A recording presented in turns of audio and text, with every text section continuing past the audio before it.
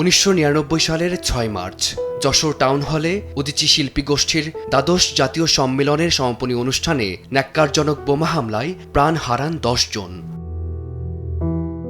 যশোর হত্যাকাণ্ড দিবসের 27তম বার্ষিকীতে শুক্রবার বিকেলে রাজধানীর তোপখানা রোডের সত্যেন সেন চত্বরে নিহতের প্রতি ফুল দিয়ে শ্রদ্ধা জানান সংগঠনটির নেতারা। বিচার দাবি করেন এই হত্যাকাণ্ডের।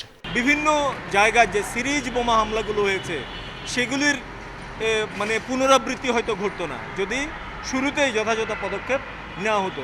এখন জনগণের ভোটে নির্বাচিত একটি সরকার এসেছে, আমরা তাদের কাছে বলতে চাই, যদি সত্যি একটা গণতান্ত্রিক রাষ্ট্র এবং গণতান্ত্রিক সমাজ আপনারা প্রতিষ্ঠা করতে চান, তাহলে যশোরে বোমা হামলার যে তদন্ত এবং বিচার সেটা দিয়ে আপনাদেরকে শুরু করতে হবে। রাজনীতির কূটকৌশলে মিথ্যা মামলা দায়ের ও বিচারহীনতার সংস্কৃতি থেকে বের হতে না পারলে প্রকৃত মুক্তি সম্ভব নয় বলে মন্তব্য করেন উদীচীর ভারপ্রাপ্ত সভাপতি।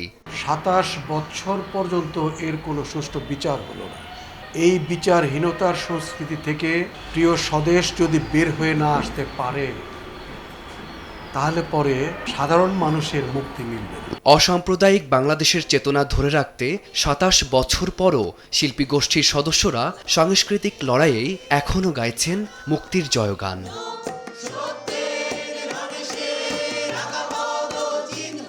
ফারদিন মাজহার, সময় সংবাদ, ঢাকা।